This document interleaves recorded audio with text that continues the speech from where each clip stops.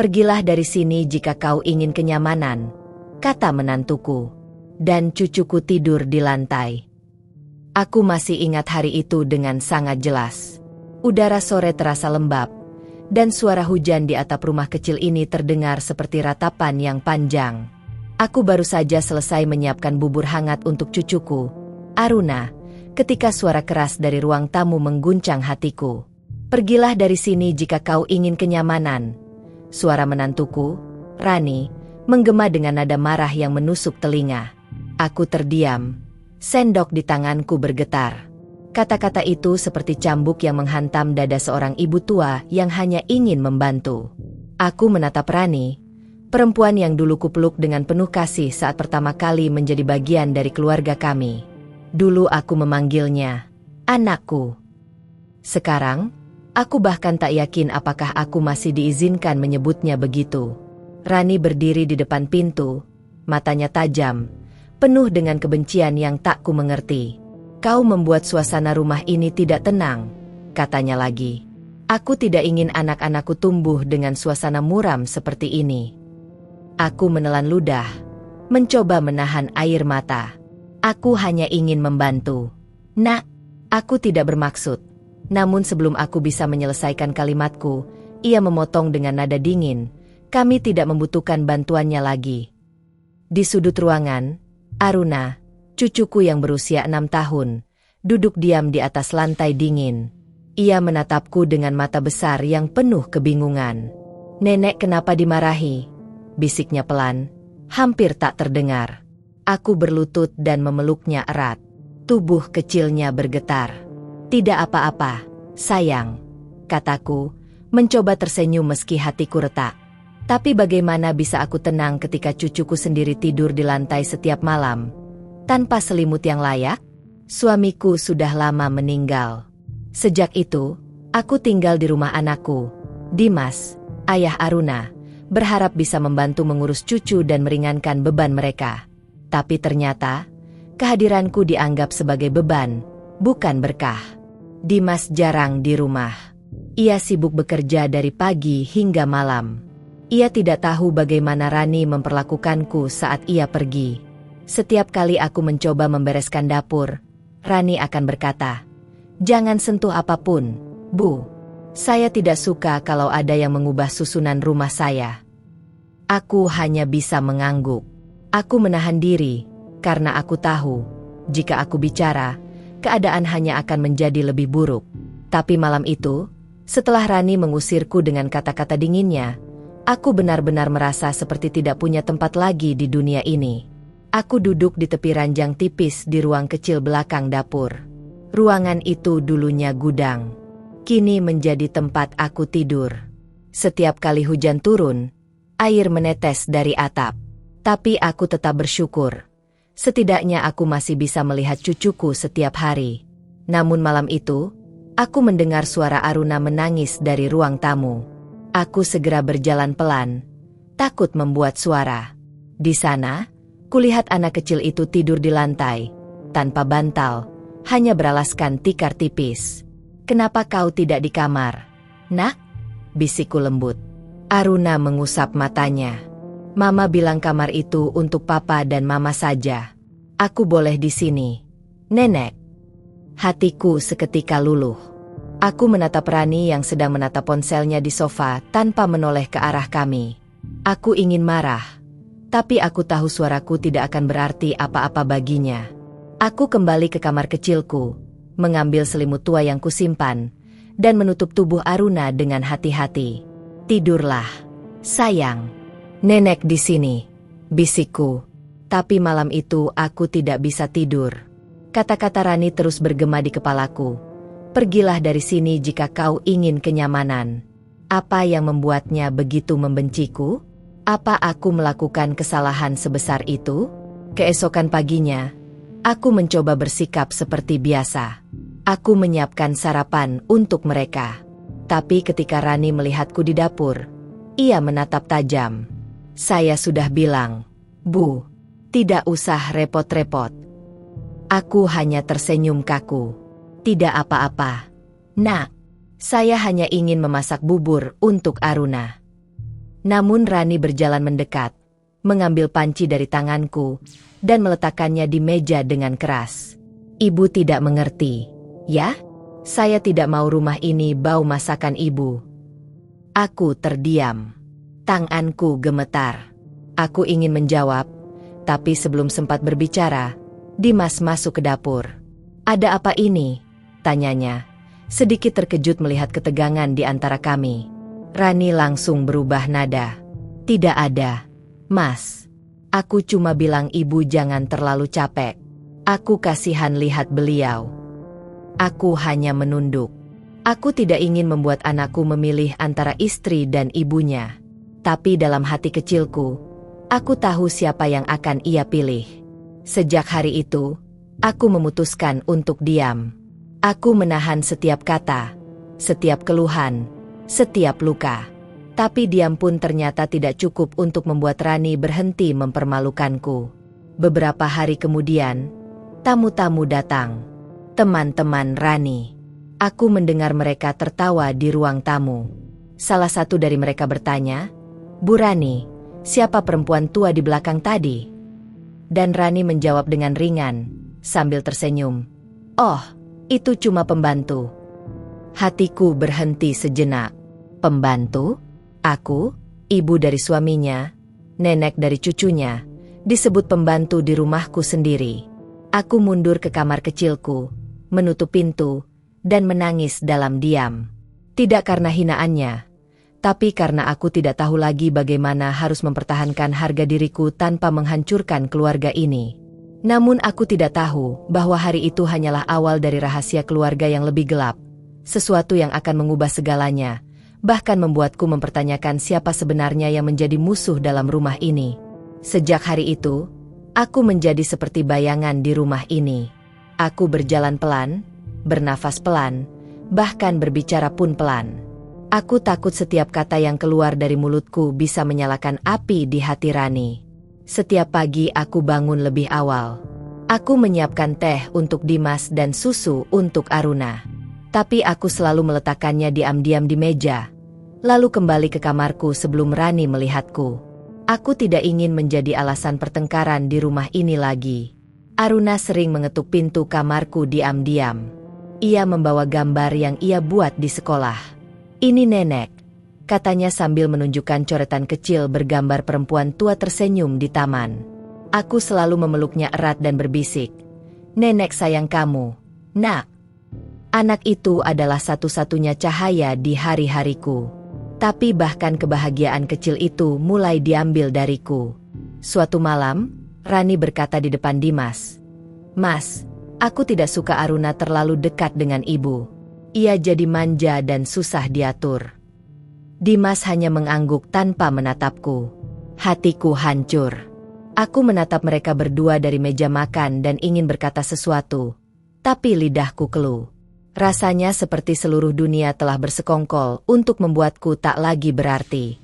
Sejak saat itu, Aruna jarang diizinkan ke kamarku.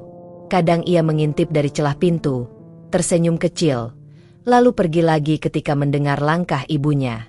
Dunia kecil kami yang dulu hangat kini mulai memudar. Malam-malamku panjang. Aku duduk di tepi ranjang tipis dan mendengarkan suara detik jam dinding. Aku bertanya pada Tuhan, apakah aku sedang dihukum atas sesuatu yang pernah kulakukan di masa lalu? Aku teringat masa mudaku. Aku bukan ibu yang sempurna. Mungkin aku terlalu keras pada Dimas ketika ia remaja. Mungkin Rani mendengar cerita-cerita lama itu dan menaruh benci padaku sejak awal. Aku tak tahu. Tapi apakah kesalahan masa lalu pantas dibayar dengan penghinaan di masa tua? Suatu sore, aku melihat Rani membuang pakaian lama Aruna yang masih layak.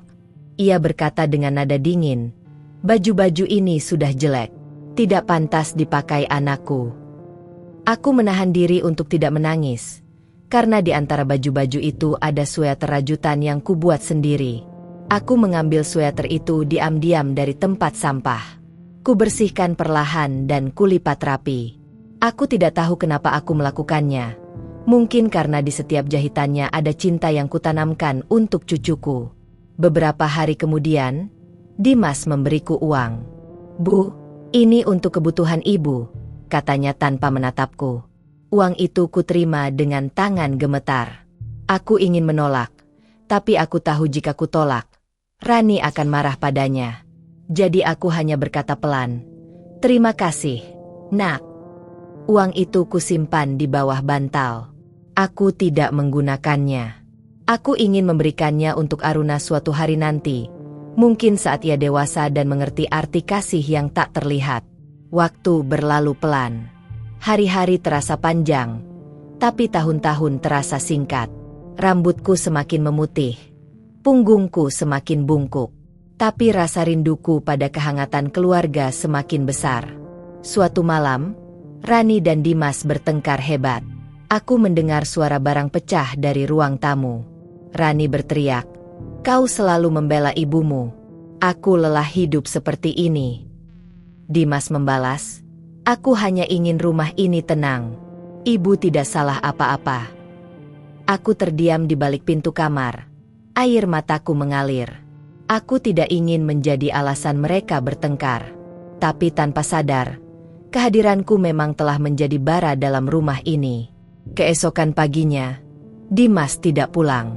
Rani berjalan mondar-mandir dengan wajah marah. Ia menatapku tajam dan berkata, "Lihat, apa yang ibu lakukan? Sekarang suami saya pergi." Aku ingin menjelaskan, tapi ia tidak memberiku kesempatan. Ia menendang kursi dan masuk ke kamarnya, meninggalkanku berdiri di ruang tamu dengan hati yang retak. Malam itu, Aruna datang ke kamarku. Ia membawa boneka kecilnya. "Nenek, Mama menangis," katanya pelan. Aku memeluknya dan membisikkan doa. "Semoga Tuhan melembutkan hati Mama." Nak, kadang orang dewasa lupa bagaimana rasanya dicintai tanpa syarat. Keesokan harinya, Rani tidak menyapaku. Ia hanya diam, seolah aku tidak ada. Aku menjadi udara, terlihat, tapi tak tersentuh. Aku mulai menulis di buku catatan kecilku, menulis tentang hari-hari yang sepi, agar aku tidak gila karena kesunyian. Aku menulis tentang Aruna, tentang tawa kecilnya yang selalu kurindukan, tentang suamiku yang dulu selalu bilang, kesabaran seorang ibu akan diuji di masa tuanya. Aku baru mengerti maksudnya sekarang. Beberapa minggu kemudian, aku jatuh sakit. Badanku lemah, kepalaku pusing. Rani tidak memperdulikanku. Hanya Aruna yang diam-diam membawa air ke kamarku. "Nenek harus minum," katanya sambil tersenyum kecil. Aku ingin memeluknya, tapi tubuhku terlalu lemah. Aku hanya menatap wajah mungil itu dan berpikir, mungkin satu-satunya alasan aku masih hidup adalah karena anak kecil ini. Rani tampak terganggu dengan kondisiku. Ia berkata pada Dimas, "Mas, lebih baik ibu dirawat saja di panti. Di sana pasti lebih nyaman." Aku mendengar kata-kata itu dari balik pintu, dan jantungku berhenti berdetak sejenak. Panti? Kata itu seperti hukuman bagi orang yang sudah tidak diinginkan. Aku tak pernah menyangka akan mendengarnya dari mulut menantuku sendiri. Dimas tampak ragu. Ia tidak menjawab. Tapi aku tahu, cepat atau lambat, ia akan mengalah pada desakan Rani. Dan aku akan pergi dari rumah ini. Malam itu, aku duduk di kamar dengan lampu temaram.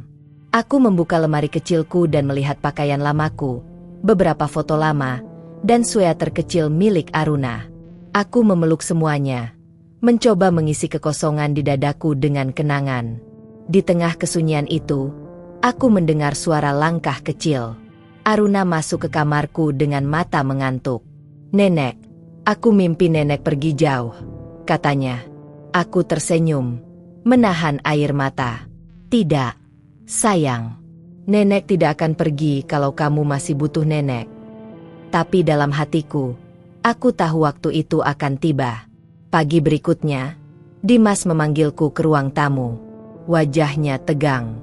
"Bu, mungkin sementara waktu ibu bisa tinggal di rumah panti yang dikelola teman kantor saya," katanya pelan. Aku mengangguk pelan, tanpa suara.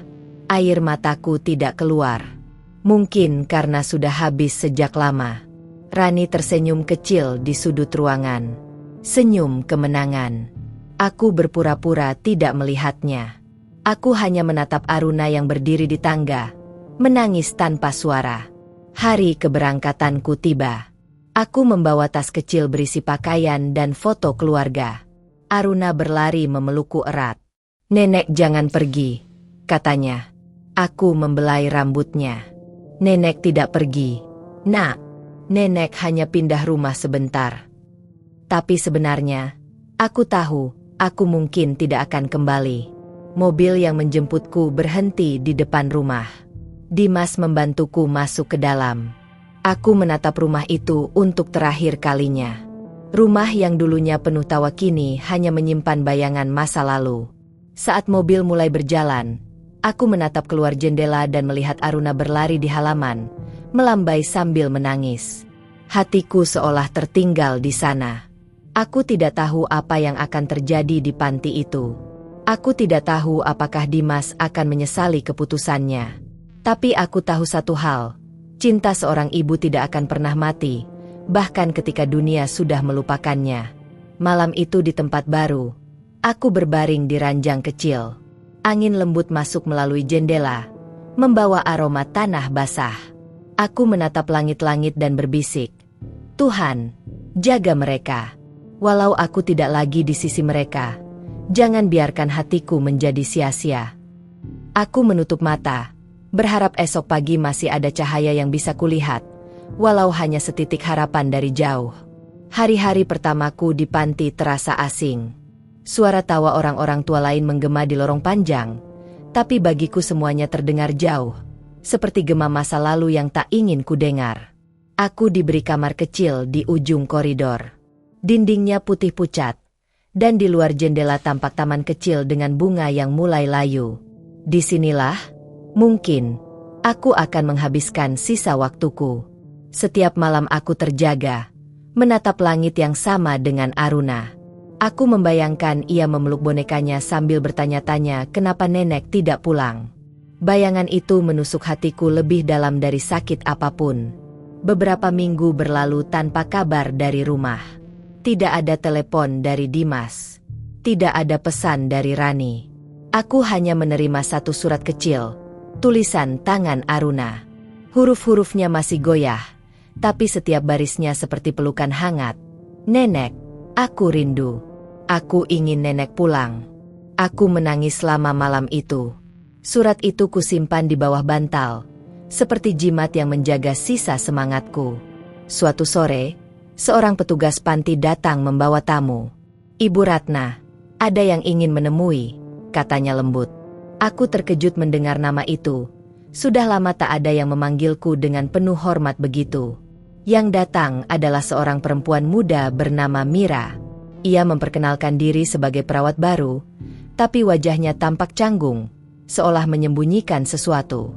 "Saya dulu tetangga lama keluarga ibu," katanya perlahan. "Kami berbicara lama." Dari ceritanya, aku tahu bahwa ia sering mendengar pertengkaran di rumah Dimas. Ia menunduk saat bercerita. "Saya sering dengar Bu Rani bicara di telepon. Katanya, rumah itu bukan atas nama suaminya. Katanya ia punya rencana menjualnya diam-diam." Aku terdiam. Kata-kata itu seperti petir di langit tenang. Jadi itu alasannya, mengapa Rani ingin aku pergi. Ia ingin rumah itu sepenuhnya miliknya. Malam itu aku tak bisa tidur. Aku mencoba mengingat setiap hal kecil. Cara Rani menatapku dengan dingin. Caranya menyembunyikan dokumen ketika Dimas datang. Semua mulai masuk akal. Keesokan paginya, aku meminta izin pada pengurus panti untuk menulis surat. Aku menulis untuk Dimas, dengan tangan gemetar tapi hati tegas. "Nak, hati-hati dengan orang yang kau percayai. Tidak semua senyum berarti cinta." Surat itu kukirim dengan alamat kantor Dimas. Tapi aku tidak pernah tahu apakah surat itu sampai. Hari-hari berlalu, dan tidak ada balasan. Beberapa minggu kemudian, Mira datang lagi. Ia membawa kabar yang membuatku hampir pingsan. "Bu, Dimas kecelakaan. Ia di rumah sakit. Sudah 2 hari." Aku memegangi dada. Dunia di sekitarku berputar. Mira memegang tanganku. Bu Rani tidak menjaganya. Katanya terlalu sibuk. Tapi Aruna, dia terus di sana, menunggu di kursi ruang tunggu. Air mataku tumpah. Aku memohon pada pengurus panti agar diizinkan pergi menjenguk. Setelah beberapa jam, mereka mengizinkan. Ketika aku tiba di rumah sakit, langkahku gemetar. Di ujung koridor panjang, kulihat sosok kecil yang kukenali, Aruna, duduk dengan mata sembab, memeluk bonekanya. "Nenek," katanya pelan, lalu berlari memelukku. Tubuhnya hangat, tapi penuh kesedihan. Papa belum bangun. Aku menatap Dimas yang terbaring lemah di ranjang, dengan perban di kepalanya. Tubuh anakku yang dulu kuat kini tampak rapuh. Aku menggenggam tangannya. "Nak, ibu di sini." Rani tidak ada di sana. Dokter berkata ia datang sebentar lalu pergi lagi. Aku tidak terkejut. Hatiku sudah cukup kebal terhadap kekecewaan. Malam itu, aku duduk di samping ranjang Dimas dan berdoa. Aku berbicara pelan, seolah-olah ia bisa mendengar. "Bangunlah, Nak. Jangan biarkan keluarga ini hancur sepenuhnya." Beberapa jam kemudian, ia bergerak pelan. Matanya terbuka sedikit, menatapku samar. "Bu, maaf." Suaranya hampir tak terdengar. Aku menggenggam tangannya lebih erat. "Tidak, Nak. Tidak ada yang perlu kau minta maaf." Tapi air mataku jatuh tanpa bisa kutahan. Karena di dalam kata maafnya, aku tahu ada sesuatu yang jauh lebih dalam dari sekadar penyesalan. Beberapa hari setelah Dimas sadar, suasana rumah sakit menjadi tegang. Ia jarang bicara, tapi setiap kali matanya menatapku, ada sesuatu yang berbeda di sana, seperti seseorang yang akhirnya melihat kebenaran setelah lama buta. Aku tahu ia telah mendengar sesuatu dari dokter, atau mungkin dari seseorang. Tapi aku tidak berani bertanya. Aku hanya duduk di sampingnya, menggenggam tangannya, seperti dulu saat ia masih kecil dan demam tinggi di malam hari. Pada hari ketiga, Rani akhirnya datang. Wajahnya tenang, tapi matanya gelisah. Ia membawa bunga dan tersenyum seolah tak terjadi apa-apa. Namun ketika pandangan kami bertemu, senyum itu pudar seketika. Dimas menatapnya tajam. "Rani, aku sudah tahu semuanya." Suaranya pelan tapi tegas, membuat seluruh ruangan membeku. Rani memucat. "Apa maksudmu?" tanyanya dengan suara bergetar. "Aku tahu kau mencoba menjual rumah itu tanpa izin. Aku tahu semua dokumen palsu yang kau sembunyikan. Aku juga tahu bagaimana kau memperlakukan ibu." Kata-kata itu seperti pisau yang menembus udara. Aku ingin menghentikannya. Tapi ini bukan lagi pertengkaranku. Ini luka yang harus disembuhkan olehnya sendiri.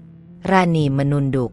Untuk pertama kalinya, perempuan yang selalu angkuh itu kehilangan kata-kata. "Aku hanya ingin hidup yang lebih baik," katanya pelan. "Aku lelah miskin, Dimas." Dimas menatapnya dengan mata basah. "Dan untuk itu kau tega menghina ibuku? Mengusirnya?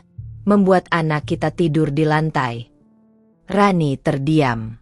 Tidak ada pembelaan yang tersisa. Hanya diam yang menyakitkan. Aku berdiri perlahan. "Cukup," kataku lembut. "Semua sudah terjadi. Tidak ada gunanya menyalahkan lagi." Tapi Dimas menatapku. Suaranya bergetar. "Tidak, Bu. Sudah terlalu lama ibu diam.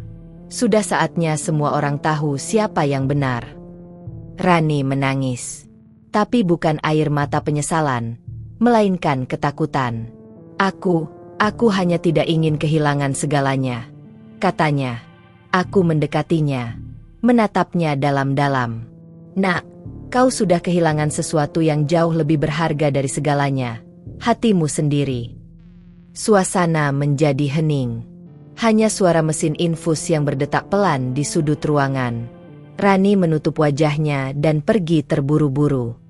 Kami tidak pernah melihatnya lagi sejak hari itu. Dimas butuh waktu lama untuk pulih. Aku menemaninya setiap hari. Aruna sering datang membawa gambar-gambar baru. Kali ini, gambar kami bertiga di taman. Ini keluarga kita, Nenek, katanya dengan senyum polos. Beberapa bulan kemudian, kami kembali ke rumah. Rumah itu sepi, tapi terasa hangat lagi. Tidak ada teriakan, tidak ada amarah. Hanya keheningan yang perlahan berubah menjadi kedamaian. Aku tidak pernah lagi tidur di gudang kecil. Dimas memperbaiki kamar lamaku. Ia berkata, mulai sekarang, ibu tidak akan pergi lagi. Aku tersenyum, menatap mata anakku yang akhirnya mengerti arti sebuah rumah. Namun malam itu, aku duduk di teras, menatap langit, dan berpikir, betapa rapuhnya sebuah keluarga jika cinta tidak dijaga. Betapa mudahnya kebencian tumbuh ketika kejujuran dibiarkan mati. Aruna duduk di pangkuanku. Nenek, kenapa orang jahat kadang menang duluan? Tanyanya polos. Aku tersenyum dan menjawab, karena Tuhan ingin melihat siapa yang tetap baik sampai akhir. Sejak hari itu, aku tidak lagi menangis karena masa lalu. Aku menangis hanya karena bersyukur, karena meski disakiti, aku tidak kehilangan kemampuan untuk mencintai. Dan setiap kali aku melihat Aruna tertidur di ranjangnya, bukan lagi di lantai, aku tahu perjuanganku tidak sia-sia. Terima kasih sudah mendengarkan kisah ini. Jika kalian tersentuh oleh cerita ini, jangan lupa untuk menyukai dan meninggalkan komentar kalian di bawah. Dukungan kalian sangat berarti bagi kami. Bergabunglah dengan channel ini, aktifkan lonceng notifikasinya, dan terus ikuti kisah-kisah drama keluarga yang penuh makna dan pelajaran hidup. Terima kasih sudah mendengarkan kisah penuh emosi ini sampai akhir. Jika cerita ini menyentuh hati kalian, jangan lupa untuk menekan tombol suka dan tulis pendapat kalian di kolom komentar. Kami ingin tahu bagaimana perasaan kalian tentang perjalanan hidup sang nenek dan keluarganya. Dukungan dari kalian sangat berarti bagi kami. Jangan lupa juga untuk bergabung dengan channel ini dengan menekan tombol subscribe dan mengaktifkan lonceng notifikasi, agar kalian tidak ketinggalan kisah-kisah drama keluarga lainnya, kisah nyata yang penuh makna, air mata, dan pelajaran hidup yang akan menggugah hati kalian. Sampai jumpa di cerita berikutnya.